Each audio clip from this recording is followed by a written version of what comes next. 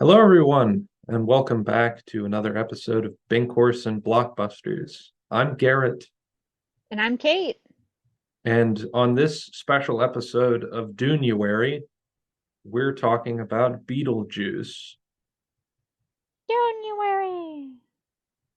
Uh, Yeah, I know this might seem like a little strange for January, but like when we initially thought of the movies that we were going to talk about for Tober, we also needed a Halloween special in there, and this is it. So it does have sandworms, it does have some connections to Dune.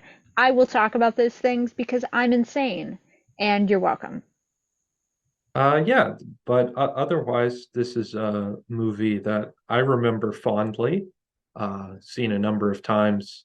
It's another one of those that always seemed to be on television when I was growing up. Yeah. It's also our first Tim Burton movie. Yeah, and I think that's going to be an interesting discussion of our feelings about Tim Burton. Not necessarily always my favorite, but we'll get into it. But yeah, this was one it was all, often on like ABC Family a lot growing up, so we definitely watched it a few times. And it's fun. It's a fun movie. It's a fun cast. Sandworms are cool. It's got miniatures. What more could you want? Yeah, it's very creative. It has such a style and like a mood throughout it. Hmm. It's it's fun. I don't know if it's very family fun, but for the 80s, I think we're looking at it from a bit of a different lens. That's true, yeah. Yeah, this is the reason why us millennials are all nihilistic assholes. Yeah, a little bit, a little bit. It has a very different view of the afterlife and of death and ghosts than like a lot of the other stuff that was around at the time. Um, I also remember as a young kid this scaring me a lot because Michael Keaton as Beetlejuice is just a creepy dude. He is a creepy dude. Yeah, there's some weird vibes in this movie. Yeah. Yeah, I so let's get into some of that. First, we'll reiterate the premise of Dunuary of talking about Dune movies with our lead up. Next week, we'll be talking about Star Wars, which is also about Dune. yeah. Well, I mean, we're going to be talking about more overarching like the impact of Dune on science fiction and Star Wars in general. So, that's going to be a fun conversation with a lot of interesting nuance to it. But I think that, if we think about, Dune as, impacting other, genres of film other than science fiction, because obviously it's, science fiction's the obvious one. We certainly have the effect of it as it shows up in Beetlejuice of this idea of, one of Saturn's moons being this, worm planet full of sand. And I mean that's an obvious connection to Dune. There's no way around it that there's no way to deny that that is an allusion to Dune. Yes, and here is Saturn's moon uh, Yeah. to remind us. Yeah, and I think that while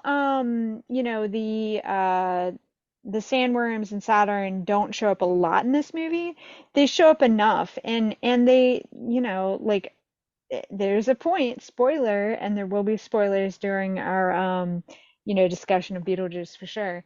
But yeah, so she ends up riding one of the worms and using that to like save the day.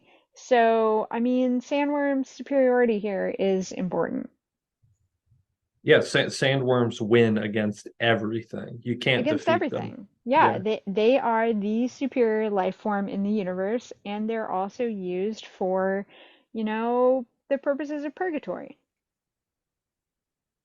Yeah, and if hell's real, it's probably full of giant worms. Yeah. Yeah, probably. Actually, I think it's a waiting room. I really do. I think that is the better version of hell is the waiting room. I mean, in Beetlejuice, a big portion of the afterlife is bureaucratic nonsense, and that truly terrifies me.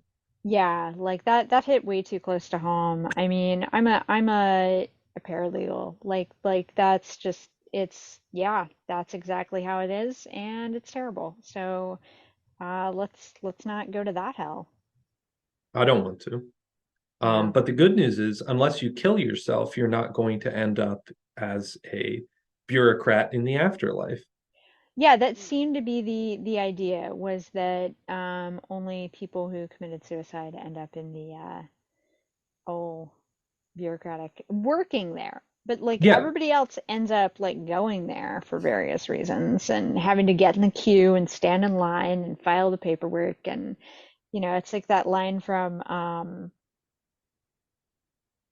oh my God, the title just slipped my mind completely. Okay, space movie, depressed robot, 42. Hitchhiker's Guide. There we go. Yeah. So when the like the aliens that do the bureaucrats like they have Yeah. the paperwork that you have to like find and lose and sign and stamp and do in triplicate and then bury and then dig up and then all that stuff. I love that because that is bureaucracy. Anyway. So before we talk about Beetlejuice, we should talk about Tim Burton, who is probably the loudest voice behind this movie. Um, Tim Burton's made a ton of movies. He's directed a bunch of successful projects, most of them starring Johnny Depp. But Hmm. Michael Keaton's someone he's worked with a lot, and this was the first movie they worked on together. And then they went on to do the Batman movies. Um, he's also a producer of a number of movies. The Nightmare Before Christmas gets attributed to him a lot, but he didn't direct that. He produced it, and a lot of it was created from his vision. But it's a distinction that ought to be made to give credit to the real director. Um, he also produced James and the Giant Peach and the film Nine, both of which I remember enjoying as a kid. Yeah, yeah, I like both of those. And that's the thing, like I tend to like his earlier work a lot better than his later work. Especially like when we get into the Charlie and the Chocolate Factory and he did Alice in Wonderland and Sweeney Todd. Like those ones, they didn't have the same magic as Edward Scissorhands and Beetlejuice and some of the other earlier ones. Yeah, I'll agree. I think the first time I kind of thought his work was slipping um, was I went to see Dark Shadows Oh God, yeah. at the movie theater, and I was like, "This is Tim Burton, this is Johnny Depp, this is a lot of big names, but this is a Right. little too weird and weak and Well, and strangely then sexual." yeah, and I think that that one particularly failed because it was an attempt of trying to almost make a parody of the original Dark Shadows, but make it serious too. It was not like that it missed the mark completely.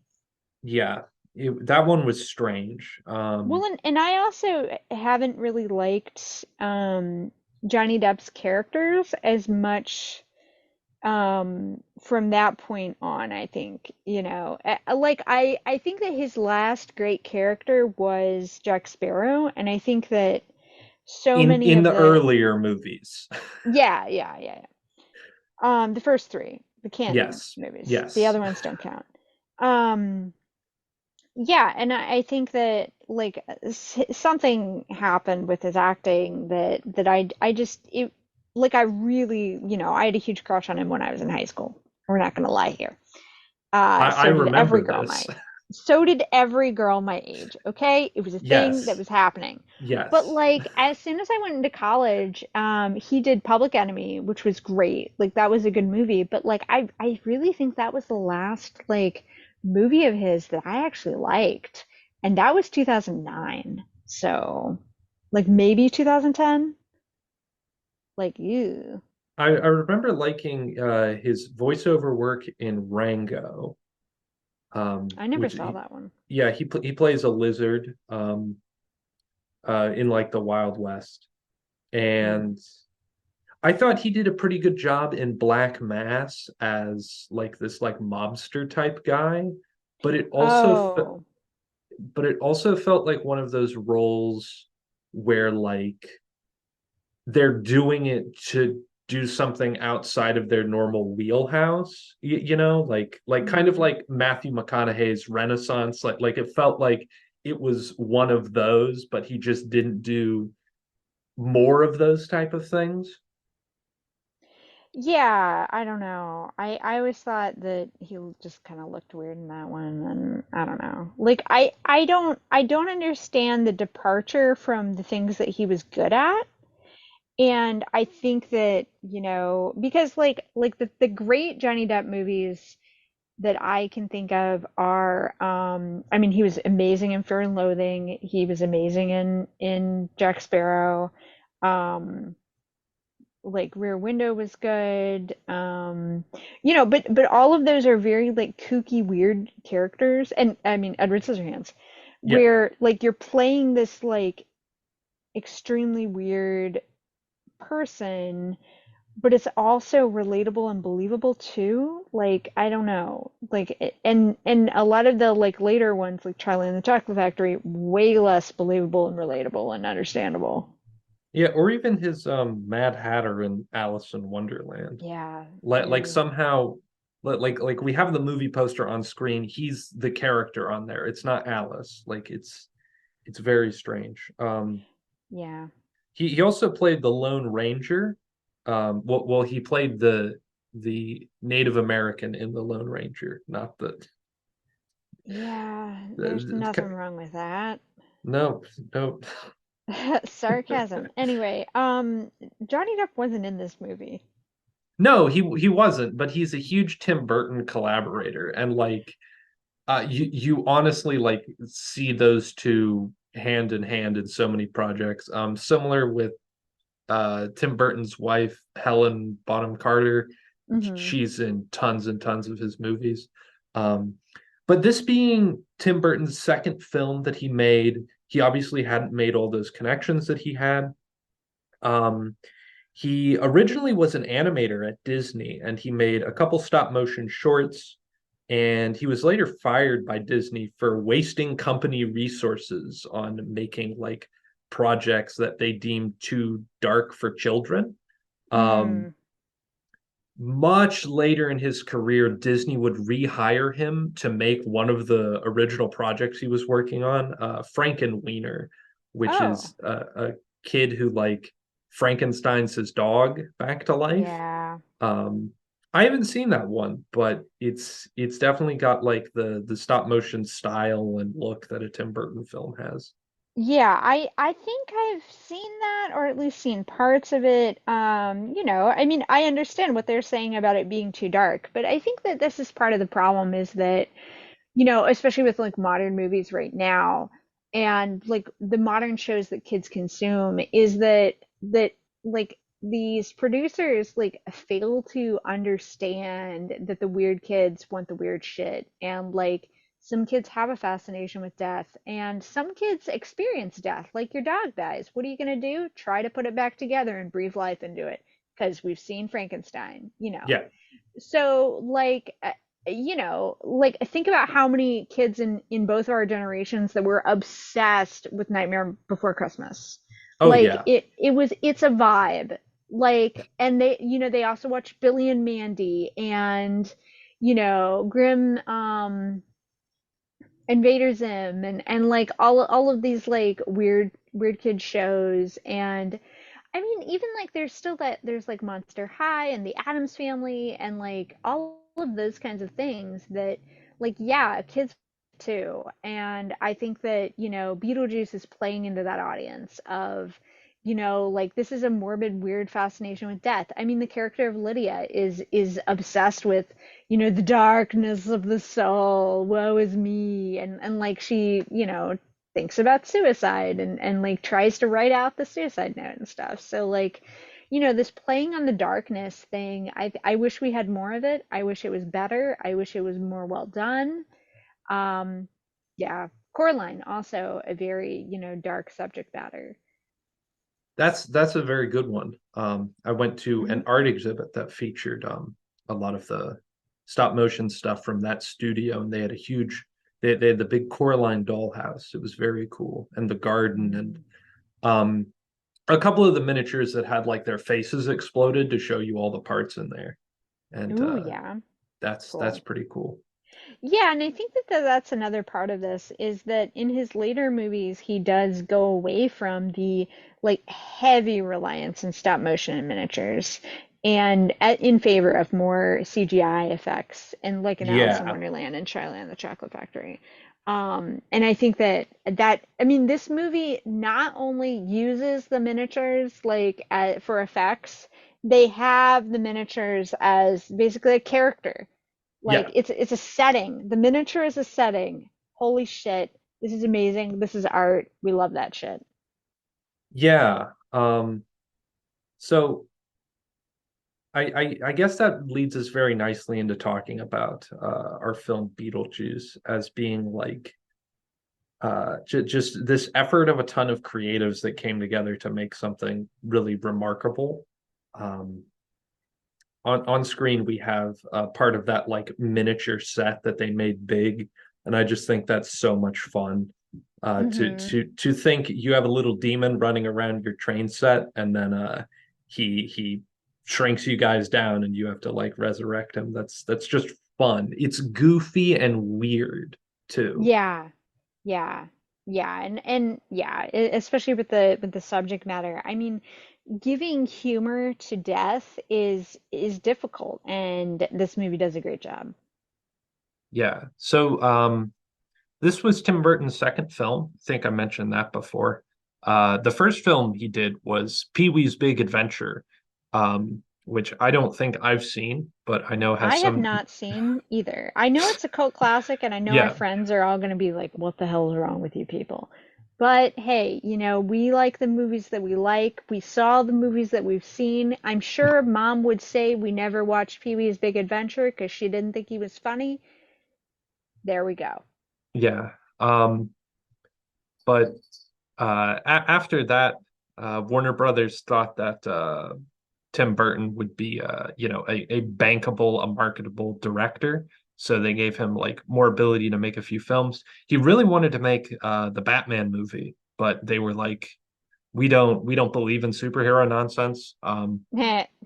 which crazy considering the media landscape today. So they gave him the ability to look at other projects, and he saw this one for Beetlejuice. And after an extensive amounts of rewrites and like working on this, they eventually created the film. Um, it got huge success. It had a budget of like $15 million and made $80 million, just huge. Um, and this spawned a 4 season long animated TV show on Fox and ABC. It like switched hands. There's also a musical, but we don't really give a shit about those. Ew, gross. I did watch a few minutes of one of the animated shows on YouTube because I was trying to find a version of Beetlejuice on YouTube that was free, and I did not find one. But I didn't think it was very good. It actually was pretty terrible. So there's that. What's weird about it is that like none of the like actors or many of the creatives I think came to it at all. I think Tim Burton was a producer on the show, but Well, otherwise like it was just a wholly different thing. And it was like yeah, the adventures of Lydia and Beetlejuice, despite them kind of being or actually being enemies at the end of it. It didn't make much sense to me. right. Yeah, that was the problem was that it like took the two like fun characters on the show and like just assumed they would be friends or something, and that just like yeah, it wasn't, it was not good. I mean, it was very much like making Dune action figures in 1984. Like, yeah. Yeah, Like, like the really idea to who's it make money for? is there, but like, this is not. what you think it's going to be. Yeah, because like, and I guess we can talk about this in our next slide, with like some of the scares and tone. Like, is this an appropriate movie for children who would still be watching cartoons? Like, I I mean, uh, kind of. kind of. I mean, I think that we have to just, acknowledge that our childhoods were full of more weird shit than, others. But Yeah, yeah, cut to um watching Saving Private Ryan's D-Day as an 8-year-old. Like, yeah, yeah. I mean, like, yeah, so this less scary than D-Day. And also, I mean, but it does play with the, like the ideas of death and the afterlife too. Like, I mean, there were certainly things like I didn't understand when I was a kid, like the suicide things and like maybe some of the ways yeah, that the people died and that kind of yeah. stuff. Yeah, you Um don't understand those things, but you get the bigger picture of like, oh, these people are dead, so this is where they go. I also as a kid did not understand the complete fascination and need to have a vacation where you just stay at home. Like, wow, does that sound wonderful now? This is definitely one of those weird 80s movies that features like the well-to-do rich family that like we can't really identify with anymore. This and like Home Alone and like Ferris Bueller, like those families don't exist in reality.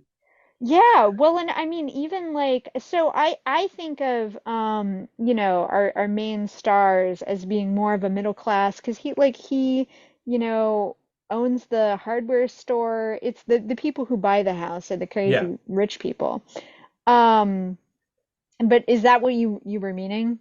Or do you I think that the guy who owns a hardware store, like I mean, anybody owning a house is pretty alien to me as a millennial, but This is true. No, I meant more specifically the rich family.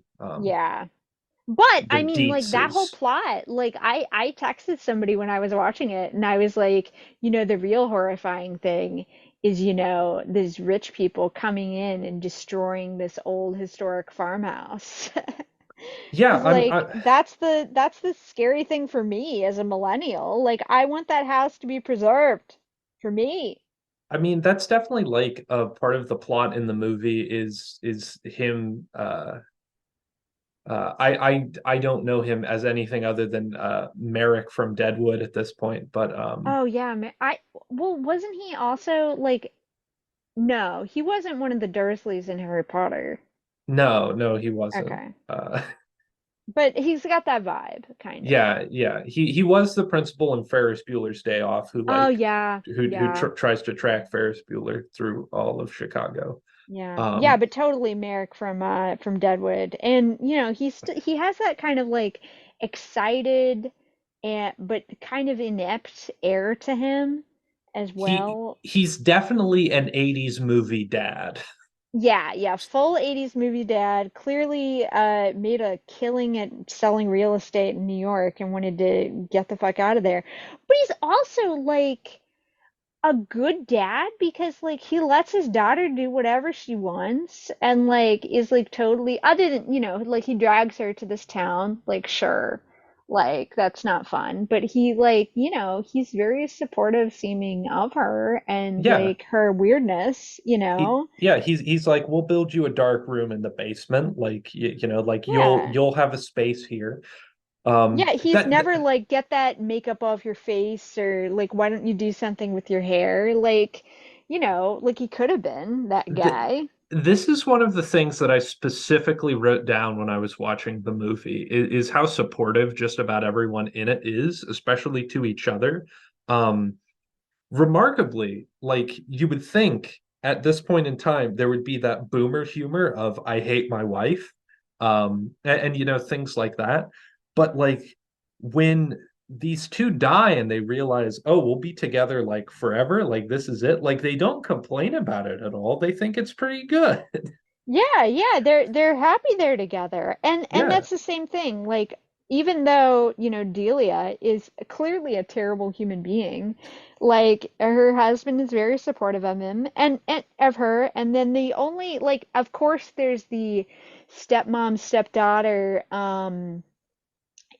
Tension. attention. Yeah. Yeah. But there's nothing like mean about it, or like there's no like Cinderella situation where, she's making her do chores and shit. It is I mean, this lady has some bad taste. Oh Very yeah. bad taste. She's a terrible artist, probably a bad human being, but she at least she's not a bitch. No, I mean she's a little bit like controlling and a little annoying, but like Yeah, sure. yeah, Like annoying yeah. definitely, for sure. Well, Yeah, and yeah, she they lets don't lock their child in a cabinet under the stairs or anything. Right. Yeah. There's none of that. And she lets him have his study that he wanted, And yeah. I mean, and he's very supportive of like her having that dinner for the art people and like even though he knows her art's garbage, but he doesn't tell her that either. Like, And, you and know. and having this relationship with Ortho where he just like jumps through a window and like disrupts their house and life, and he's just like, yeah, this is just like my wife's Yeah. boyfriend. This is fine.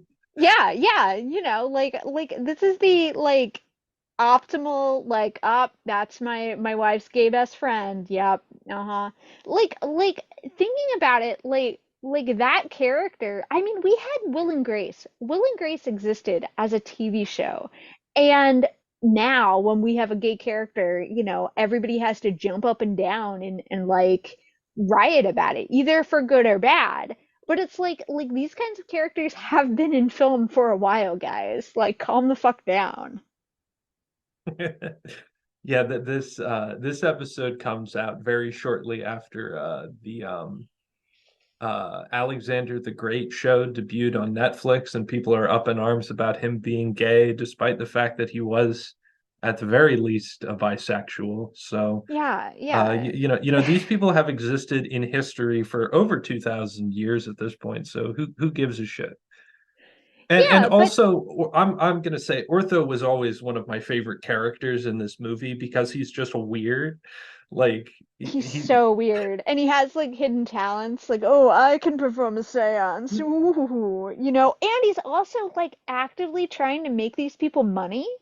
yeah, Like he's he's a like, oh, schemer. we can, yeah, yeah. But it's not like just for himself. Like usually schemers are very like self-centered. Like he's very much like rising tide lifts all boats kind of a schemer. Like, oh, I'm gonna remodel this house, and then people are gonna come from all over to see the ghosts, and we're gonna incorporate the ghosts into the remodel. Like, yeah, like And terrible remodel though. instead of just like buying the town and selling it to all these New York yuppies, he's like, oh yeah, we got to get like all these like paranormal people out here, and we have to have a museum of ants and stuff. Yeah, Like, yeah, just like weird shit, and you're just like, cool, cool, dude. Yeah, yeah, let's do that. Which, I mean, right now that town is just a whole bunch of parking lots. So oh Museum of yeah. Ants, So superior. so interestingly, they filmed this the like town somewhere in Vermont. So maybe not all parking lots in Vermont, but probably several more than there were there. Uh, It might just be cows. it could just be they could have bulldozed everything. So they built the house that's in the movie, and then they built the remodel of the house, and then they tore it all down. So it's not a real place that exists. All the interiors were shot somewhere in California. Um, but the bridge that they drive off of in the beginning of the movie, they had to build that bridge because they couldn't find one that they liked that would be destroyed. Oh, well, yeah. Cool. I'm glad they didn't destroy a historic covered bridge for the movie. Yeah, covered bridges are one of those like things of the past that there are very few of now, but I think they're all really neat. Yeah, they're really cool. Actually, in addition to having dunes, Indiana has a shit ton of covered bridges. if you want to get weird and go to Indiana, you can follow a covered bridge tour where they have a map and you can go on a tour of like 20 covered bridges. It's a thing you can do, and that just shows you how many things there are to do in Indiana. Yeah, this is the Clint Eastwood movie, Bridges of Madison County. Is that in Indiana? I have no idea. No, I'm not going to I, find I'm out. I'm doing a Google of it now, but it's I feel like it's negatively impacting the pacing of this episode. Yeah, I mean, Pittsburgh has a lot of bridges, so I don't know. But anyway, Oh, covered Madison bridges are cool. County is Iowa, so Oh, I mean, that's close. I mean, they are, you know, not too far away from each other. I guess that's true. Um, But the other thing I wanted to say about the bridges is I feel like, and I don't know if it's because of this movie or if like this was just a thing in the 80s, like there were several Disney movies, like Disney for TV movies that I remember watching as a kid that involved people driving off a bridge. I'm gonna have to go with safety statistics and stuff like that. Yeah, maybe. The one I remember specifically was called Susie Q, and she dies like falling off the bridge when she's in high school in the 50s and like comes back as a ghost and like I don't she was a cheerleader. Like I don't even know if I'm remembering that right at all. But also, I guess the Mothman thing was big then too. Like the Mothman movie came out in the 90s. So, what year did this come out? Did you say? And I just wasn't paying attention. No, I didn't include it in the show notes, but I'm pretty sure it's like 88. Yeah. Well, I have always had a healthy fear of bridges, tunnels, and boats. Yeah, yeah. So, 1988. I've also always been afraid of tunnels. I don't like it. We don't belong underground.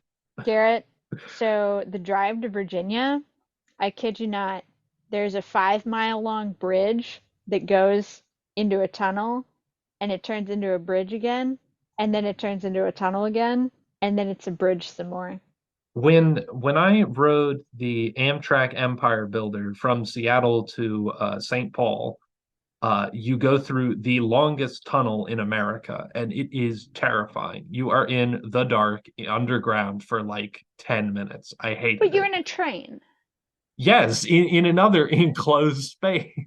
No, see, I'm fine being on the train. Like, the train over a bridge bothers me, but train in a tunnel I'm totally fine with.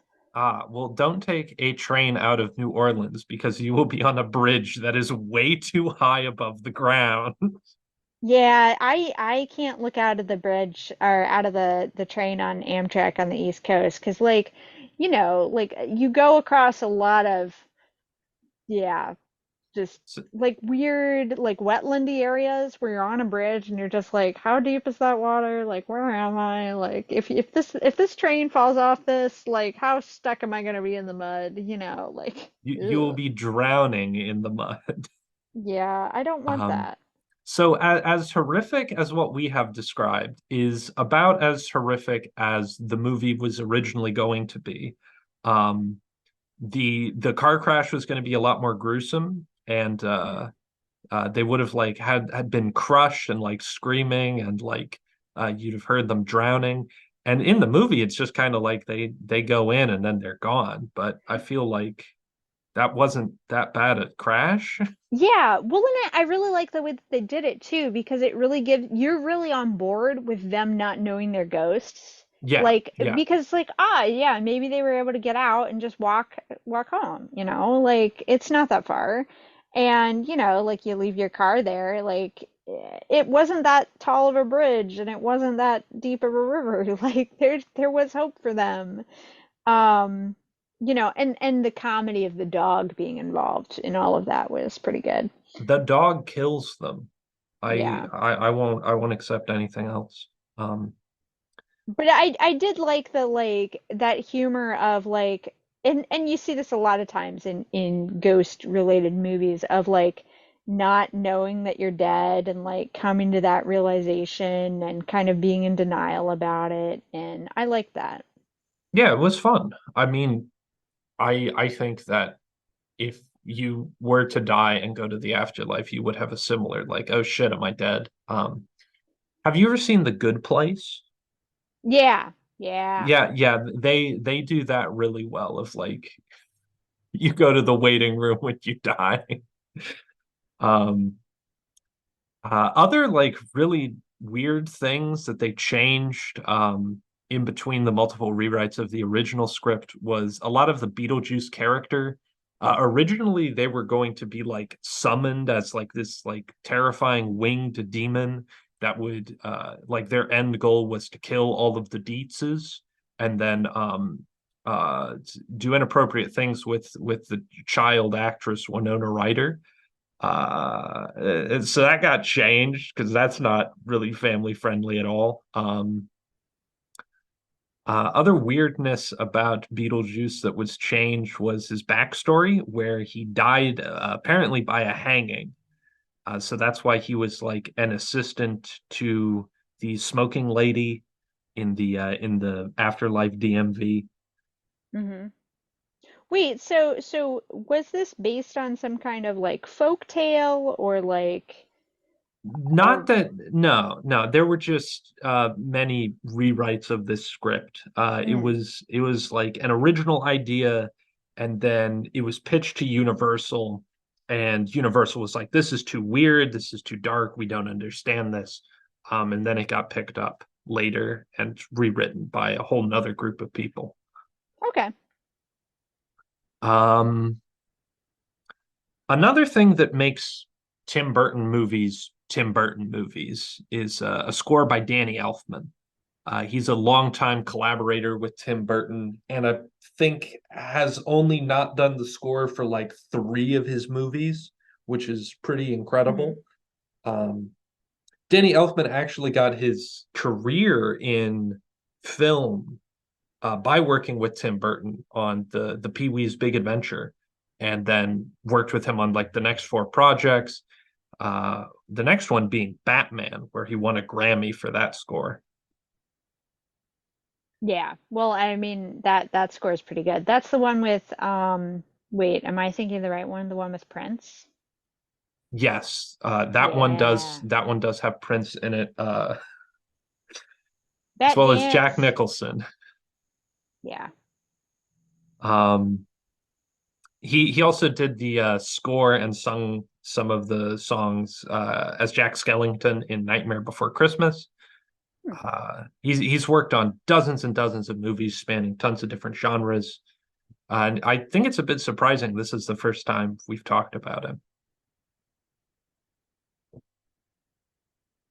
Well, I mean, he certainly looks cool. Yeah, so I didn't know this is what he looked like before I found a picture of him. He is jacked and has a lot of tattoos.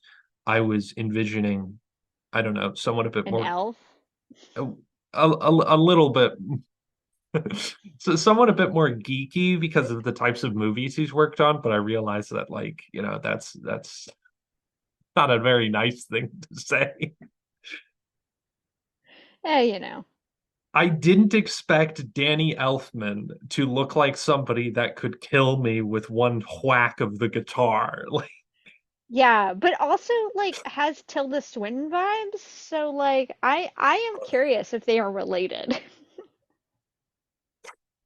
they're just pasty people with orange hair. Like, They have a similar facial structure, okay? okay.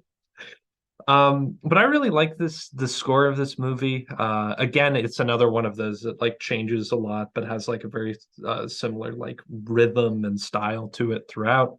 Um, it does a great job to like blend the atmosphere and the like visuals and style of the Tim Burton movies. Yeah. Oh, he was in Oingo Boingo. Is a new wave Yes, band. Yeah. that was his band before he started doing all the work on movies. Hmm. Cool. Another thing we like to see in movies are miniatures, and this one is chock full of them.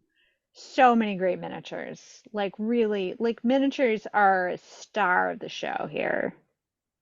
Like back in the 70s, 80s, and then kind of falling off in the 90s, having like a model train set or like doing those like really early war games was a like very big hobby, a very big industry, especially for nerds. And Alec Baldwin definitely is in this movie. He's made a scale model of the town that they live in, and if that's not like peak autism, I don't really know what is. Hey, don't make fun of the miniature builders. I'm not making fun of the miniature builders as I am among them. I'm just saying that this is a very fun thing and isn't as popular as it still should be. Yeah, Uh, everybody listening to this podcast should go down to their local hobby store and buy some, model kits and start building them because we need to have a miniature version of the town you live in for when you die, so you have something fun to look at. I do think it would be a fun bit for Winona Ryder to explain to them what a 3D printer is, because that's one of the newest big things in miniature making. Um, I'm sorry, Yeah, I watch a lot of shit, but trying to explain to a ghost that died in the 80s what a 3D printer is sounds hilarious. yeah, all the innovations in 3D modeling, like, yeah, yeah, there's some real stuff out there. That would be Uh, fun. I wish I was these ghosts. I'd want to experience that too. so I mentioned before that this film had a budget of $15 million. That's not adjusted for inflation, so it's probably a lot more in today's money. Well, definitely a lot more in today's money, but only $1 million of that budget went to effects. Oh my So God.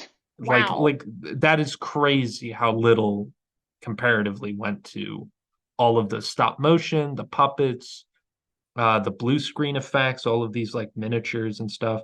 I assume like sets and things are not a part of that, but rather Right, the yeah. effects that went into it. I've got to imagine building the house was not cheap, um, but that's all a Yeah. part of it.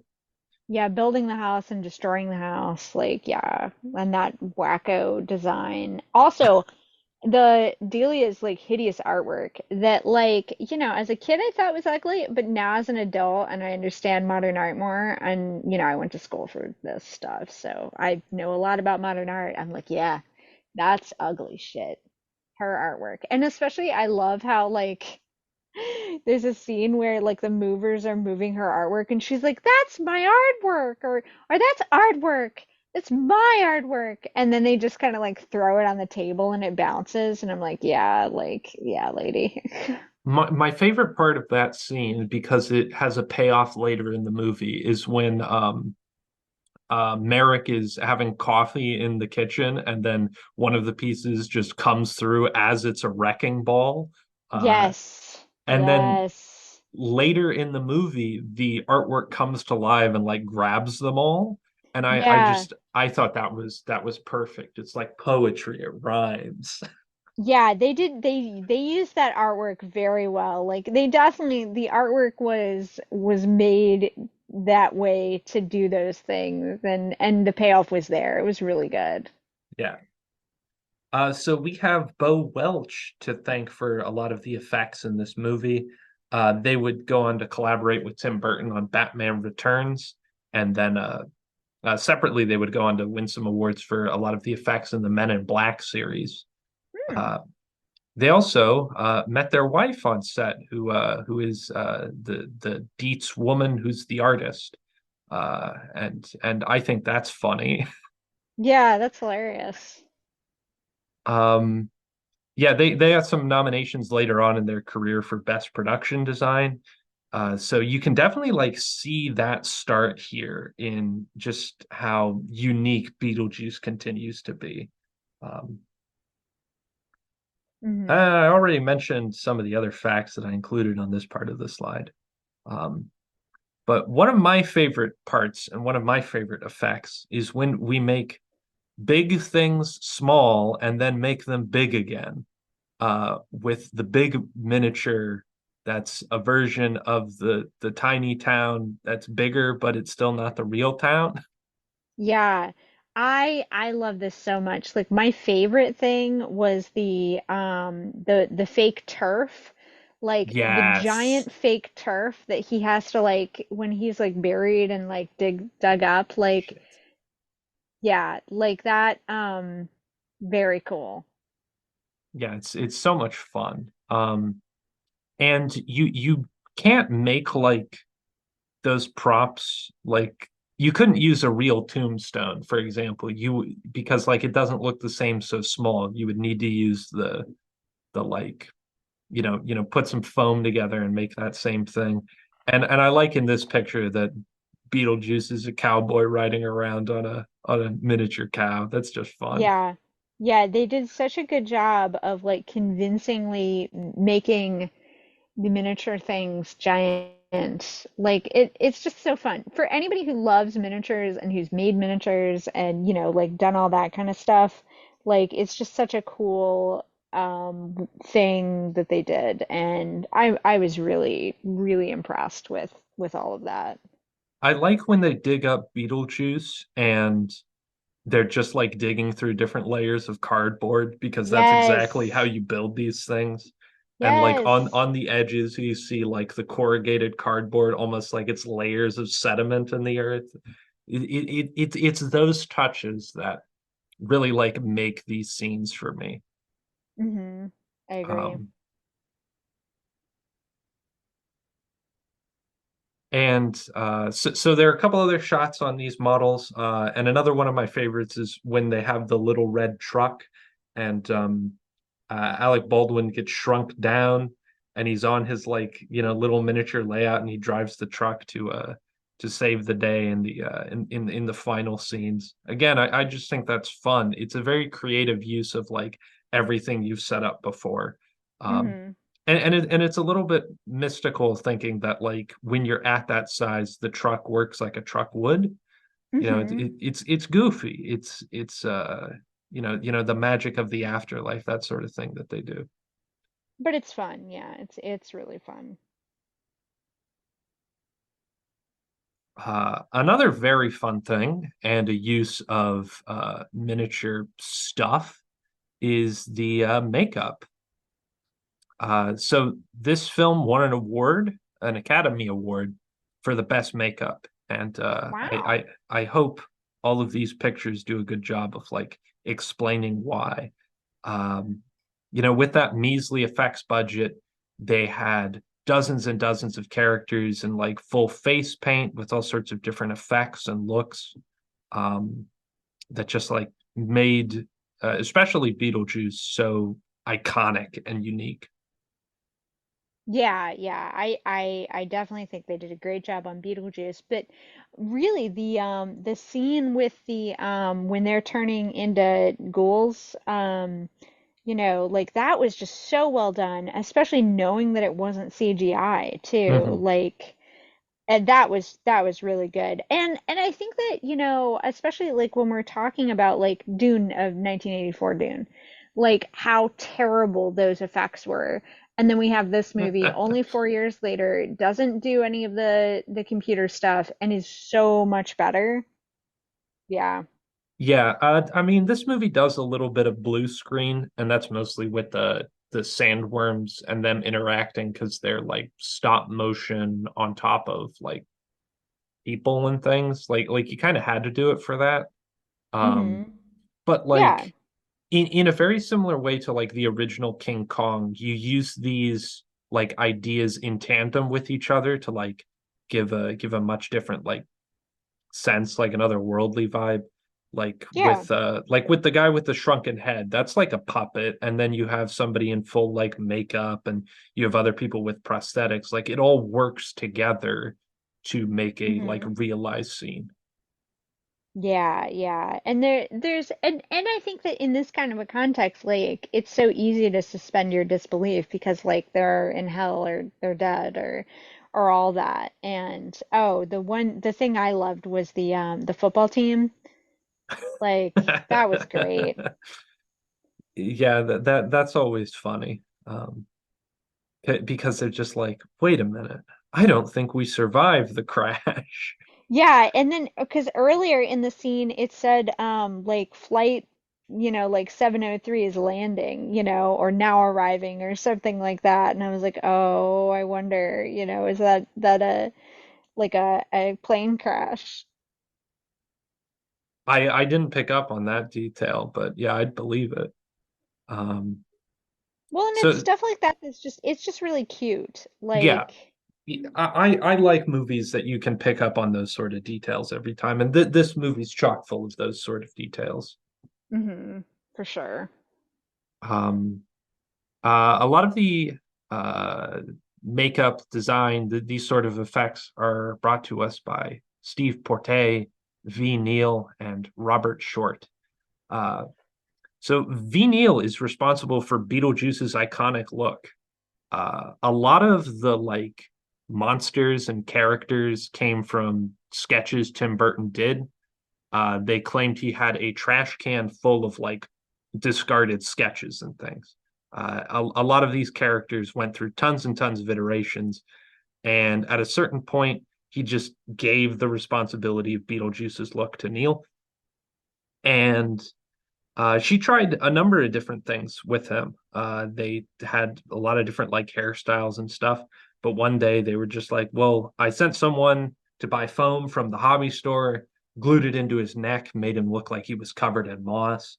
They had this big platinum wig that they dyed like the tips green to give him this look. It's saying anything other than iconic is I think would be lessening the character Beetlejuice, who really carries this whole movie.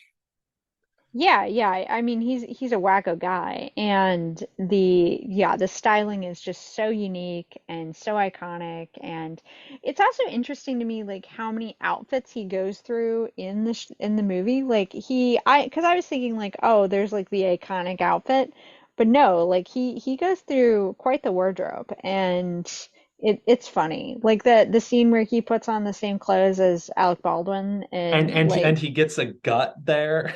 yeah, yeah, yeah. Yeah, so Michael Keaton, who plays Beetlejuice, really loves the character and like went on to like talk about like in reprising the role, like what he thinks is iconic about it. And he is a big fan of the burgundy tuxedo. He thinks that's like Beetlejuice's iconic look. Hmm. Uh, That a lot makes of the sense. a lot of the promotional material and then like the animated show have him in the like black and white stripes, which Yeah. I think is very like simple for such a character. Like I don't I think he looks more iconic in the red suit.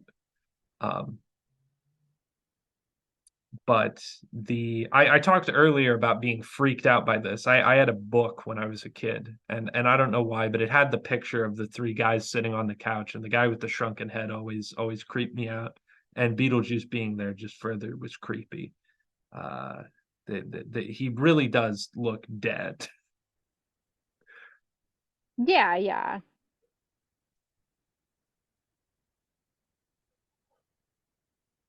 Do you have much more to talk about the good makeup effects? No, I thought it was really great, and yeah, oh, I really love the blue lady with the that's cut in half. Like she's fun. Like yeah, there's just like some really good. The makeup's great. Like solid. And I want to talk about this because when composing this slide, I had this thought on the bottom right is like a behind the scenes image, but like the film has such a very unique like color grading to it, and it looks very like gritty and very textured, and uh it's mostly our main characters that really stand out from the background and the effects, but at a certain point like everything just like blends so wonderfully together. Yeah, yeah, it has such a unique vibe to it, and like that's totally in the art direction. Like it's cohesive. It's got a cohesive vibe. And Yes. I think that too, it has a cohesive vibe in its different parts. Like the house as like the old cute little house, and then that's a different vibe from the modern hideous house that, Yeah. they make. And then there's also a different vibe in the miniature town and then in the, bureaucratic hellscape. So I think that they do a really good job of like creating those different atmospheres.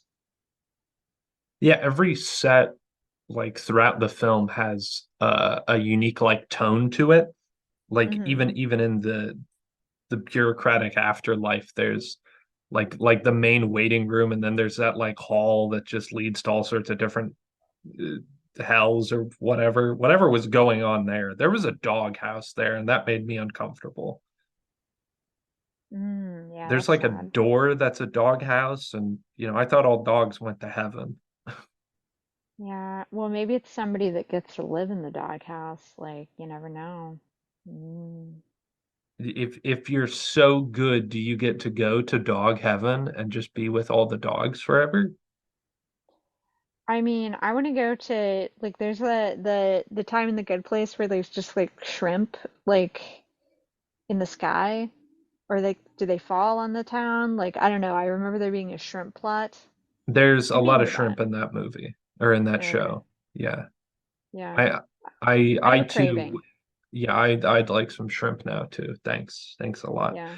Um, so shrimp are not too dissimilar to worms. This is true. Yeah. Yeah. Shrimp and like crabs and stuff are just bugs that live in the sea that we eat that are better than normal bugs. And you can eat worms if you want. Uh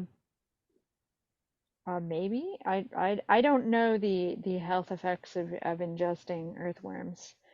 Um I know you can buy like the little like mealworms at the like health food store, but I kind of just thought that was for like pets. I don't know. Yeah, I'm pretty sure those are for pets. I don't think you should be eating mealworms. Well, there are certain bugs that people eat for protein. Like this is a thing, and you can buy them Yeah, at the health food store in like it's in a grocery. This is a grocery setting. This is not like a this is pet not store. PetSmart.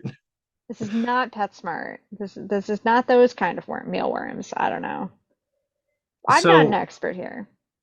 so these worms in the movie, Mm. um, one of the makeup artists, Robert Short, said when they were reading the script made it seem like these were the worms right out of Dune. So we got a Dune reference. We got one. Yay! This is the official connection. He said it in an interview. It's real. Um, Yay!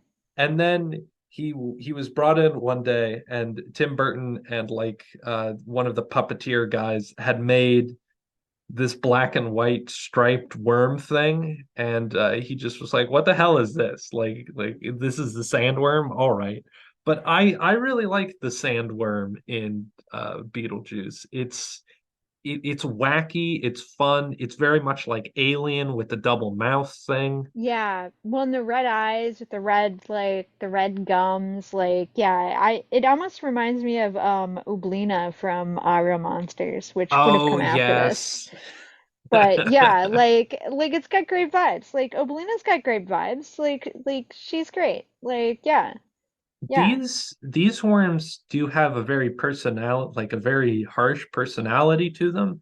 They're very scary looking. They definitely look like they'll eat you if you ever venture to Saturn.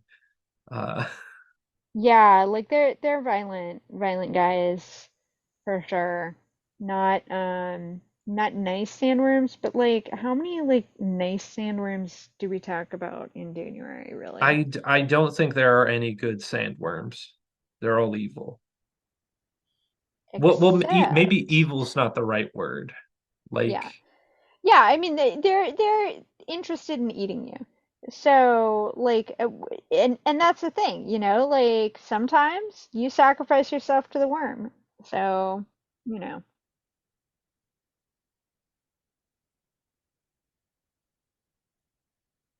yeah, Yeah, yeah, they're great worms. I loved what they did with them. I loved how they used them.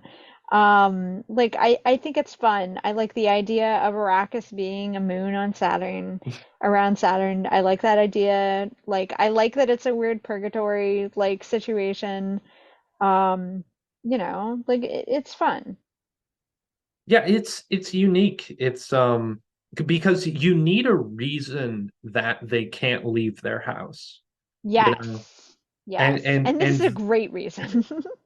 if I opened up my door one day and saw a giant worm devouring the neighborhood, I would never go outside again. Like this is reasonable to me.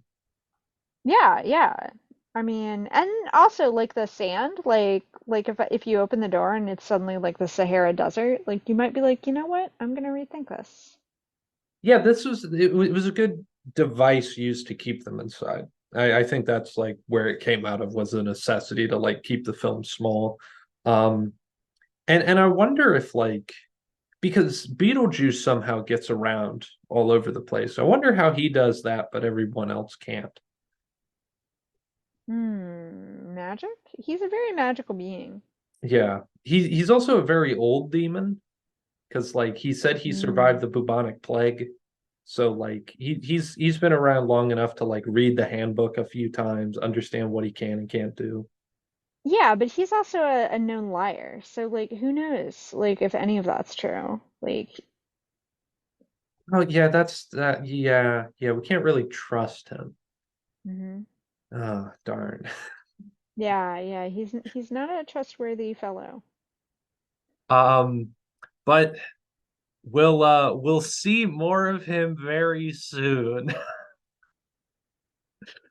Uh so, Yeah, so we will.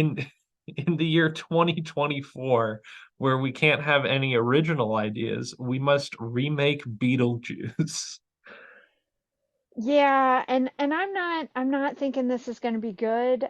Just saying, I don't have high hopes for it. It doesn't appear to be made with any miniatures or miniature effects or, even a location that makes sense based on the original movie.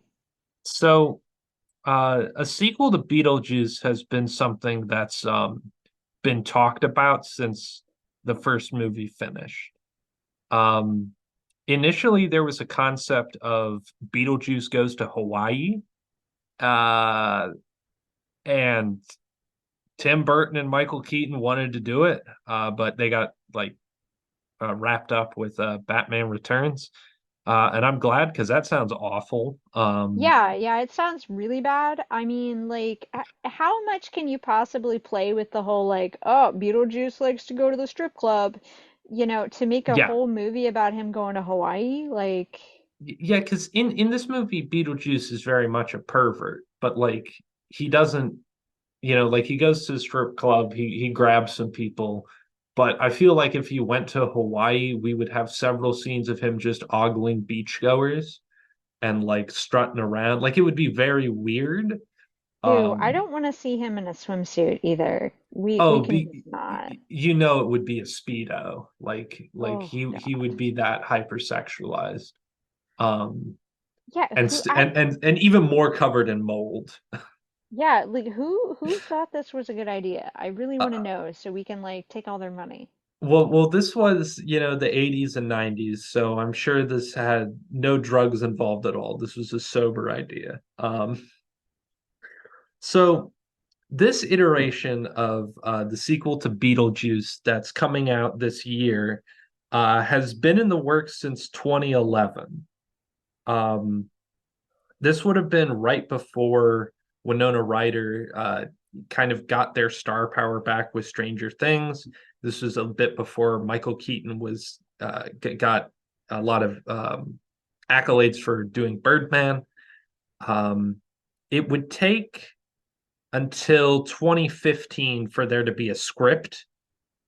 And this was written by Graham Smith, I think one of the original people behind the first Beetlejuice. But much like the first Beetlejuice, it was rewritten in 2017. So already just we're spending 6 years trying to write something. Um, and then in 2019, it got shelved by Warner Brothers as they're inclined to do with every project that they have. Um, and then finally in February of 2022, it was announced again. This is after like a point in the early teens of Winona Ryder and Michael Keaton and a bunch of other people saying, yeah, it's going to happen, blah, blah, blah. Um, it was announced again in 2022, and Tim Burton wasn't like a part of the project, despite most people saying they'd only do it if he was there. And I guess that was incorrect because he came back in October, and said he was a part of it. Apparently, he gutted the whole project and he wanted to return it to its roots with good people, actors, and puppets. So we might be getting some of the puppets and miniatures and stuff. Hmm. Well, Maybe. so I did see a trailer, and it did not appear to have any of the original Beetlejuice vibes that we have discussed, or any miniatures or puppets, or any cute old house, or modern hideous house, or ugly art at all. So, like, I don't know. Yeah, I don't know. Keaton, Ryder, and Catherine O'Hara, they're returning for it, and then for some new blood into the Beetlejuice franchise. We have Jenna Ortega, who played Wednesday in the Wednesday TV show that was on Netflix. And I think Tim Burton also produced that. Monica Bellucci and Willem Dafoe is a afterlife detective of some kind. Hmm. Uh, I like Willem Dafoe most of the time. Yeah, I mean, that'll be interesting because he already looks weird. So, like, I think that will play well into the vibes of the afterworld detective situation that I'm sure comes with the bureaucracy. Yeah, I don't really know what to think. I'm very cynical about a lot of these like sequels, reboots, remakes. It's Yeah. one of those things like fundamentally, I don't think anybody's owed art. I think art is made by the people that it's made by and doesn't necessarily need an audience. It shouldn't need to generate money. And I think that's one of the like great things about the first Beetlejuice is they took a chance on it. It was small, it was, very creative driven. All of the artists were very passionate and like worked together to have like a cohesive vision. And this just feels way too like corporate.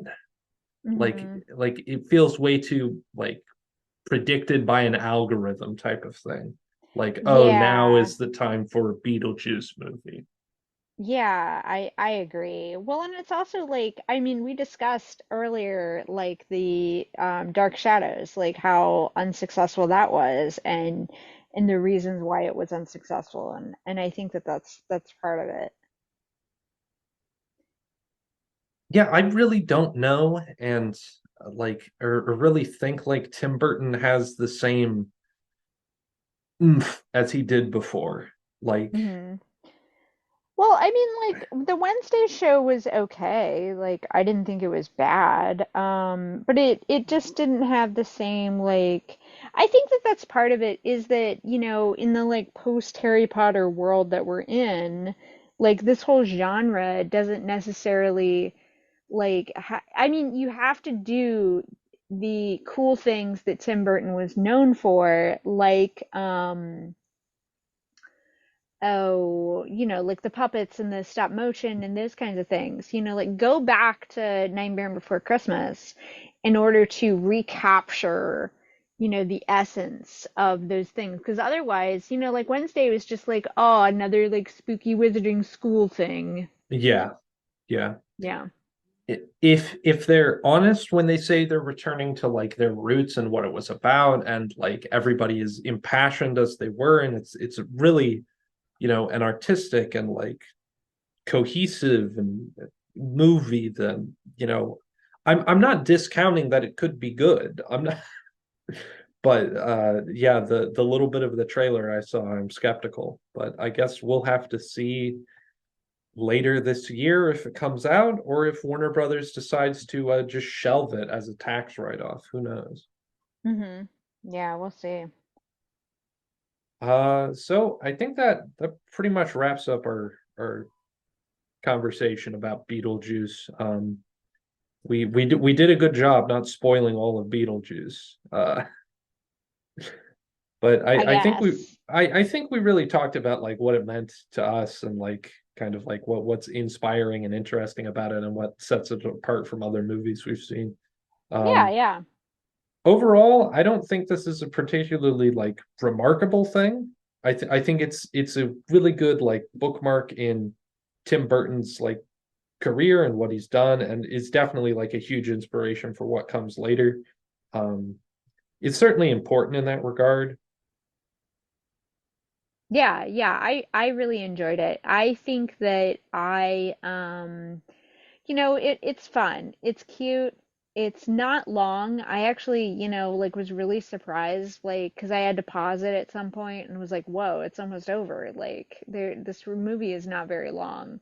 Um, so like in that way, I think I mean it's not an A tier, it's not an S tier, it doesn't have that special sauce. It doesn't No. have the rewatchability that, independent and the epicness that Independence Day and Fifth Element have. So I'm leaning toward a C tier, but it's good. I mean, it's the same layer of fun as Tremors for sure. The writing's Yeah. better, the creativity is better. Yeah, just in like style and presence, it's very good. But I don't know why, but when I was rewatching it this time, I was like, I thought this was a bigger movie than it was. It's very quick. Um, you kind of wish like it held on some things. I wish it explored more ideas with the world that it builds.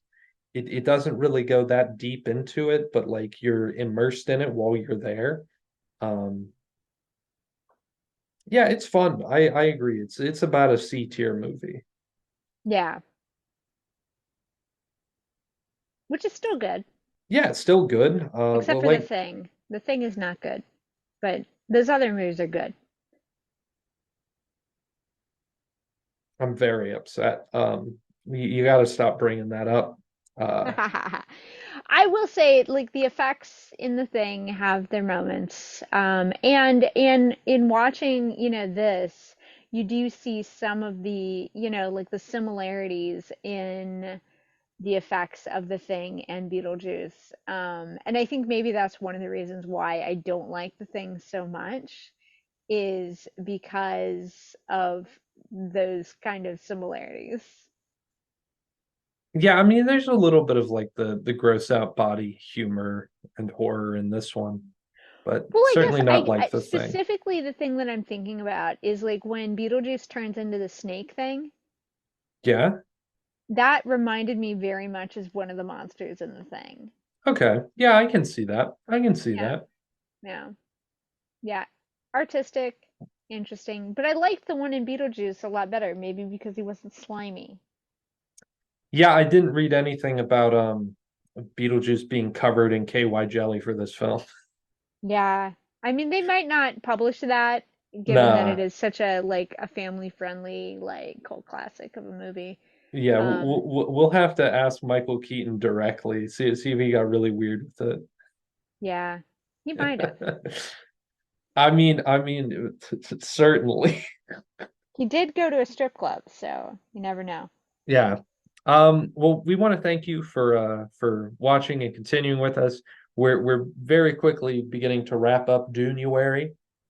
And we're excited for it. We're excited to conclude with Dune Part 2 when that comes out at the Hmm. beginning of next month. Um, so Yeah, well, I hope you've enjoyed. yeah, thanks for watching and like and comment below. That helps us out and all that jazz. And we'll see you next week. Goodbye.